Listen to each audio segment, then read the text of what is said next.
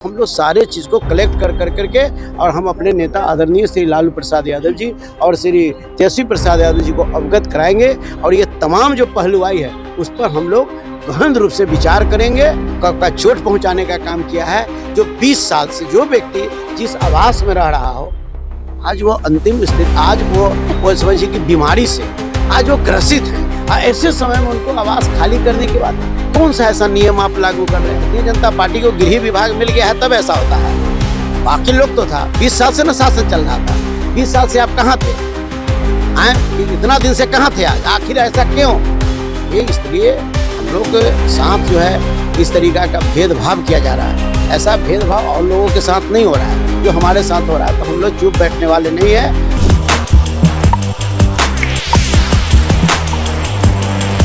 नमस्कार, मेरा नाम है कुणाल आरा, वॉइस ऑफ देख रहे। देखिए, आज आरजेडी कार्यालय में मगध जो क्षेत्र है उसकी समीक्षा बैठक थी। यहाँ पे मगध क्षेत्र के जितने भी कार्यकर्ता, विधायक लोग हैं वो आए हुए थे आरजेडी कार्यालय में। और इसी में आरजेडी के पूर्व विधायक और इस बार हाजीपुर से कैंडिडेट शिवचंद्र राम भी आए हुए थे। और उनसे बातचीत के द्वारा उन्होंने कहा कि आवास खाली नहीं होगा। जैसे नोटिस आया राबड़ी देवी को आवास खाली करने के लिए, उन्होंने साफ कहा कि आवास खाली नहीं होगा, जो करना है करिए, हम कोर्ट जाएंगे। और कुछ क्या कह रहे हैं नीतीश कुमार को, सम्राट चौधरी को, मतलब सीधे सुनाते हैं उनकी बात। ऐसी हैं जो जीते हुए हमारे विधायक हैं, सब लोगों से हम लोगों ने विधानसभा का जो है कि किया है और उस सारे चीज़ को क्या क्या चीज़ पर बातें हुई है, हम लोग सारे चीज़ को कलेक्ट कर करके और हम अपने नेता आदरणीय श्री लालू प्रसाद यादव जी और श्री तेजस्वी प्रसाद यादव जी को अवगत कराएंगे। और ये तमाम जो पहलुआई है उस पर हम लोग गहन रूप से विचार करेंगे। क्या ये सभी विधानसभा सीटों की समीक्षा बैठक थी?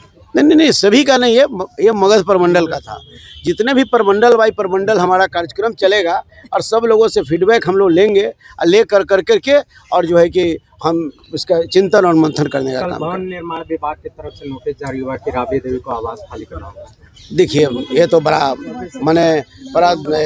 दुखद समाचार है कि गरीबों के नेता, दबे कुचले का नेता, पीड़ितों के नेता, शोषितों का नेता श्री लालू प्रसाद यादव जी के साथ जिस तरीका की घटनाएं उन्होंने किया है, ये सिर्फ लालू प्रसाद यादव और श्रीमती राबड़ी देवी जी के साथ नहीं, ये राजद परिवार के साथ उन्होंने जो इस तरीका की बात किया है, जिन्होंने गरीबों की शक्ति दी, बोलने का ताकत दिया, बाघ बकरी को घाट पर पानी पिलाने का काम किया, वैसे नेता को हमारे जो है कि उनके मान और सम्मान का चोट पहुंचाने का काम किया है।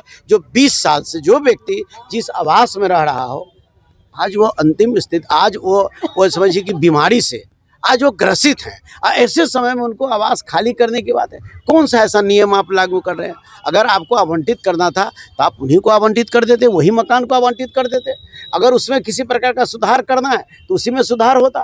तो ये किसी न किसी तरह से एक लालू प्रसाद यादव जी, राबड़ी जी और तेजस्वी यादव जी को अपमानित करने के लिए इस तरीका का प्रनंबर रखा है। वो मकान हम लोग खाली नहीं करेंगे और नियम और कानून है, उसका जवाब हम लोग नियम और कानून से हम लोग देने का काम करेंगे। वो ये बोला गया कि नेता प्रतिपक्ष की जब हो तब वो अलॉट हुआ था, अभी वो विधान परिषद के उसी रूल एंड लॉ के हिसाब से उनको अलॉट किया गया।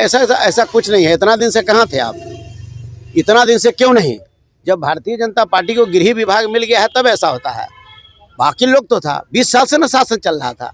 20 साल से आप कहाँ थे? कि इतना दिन से कहाँ थे? आज आखिर ऐसा क्यों?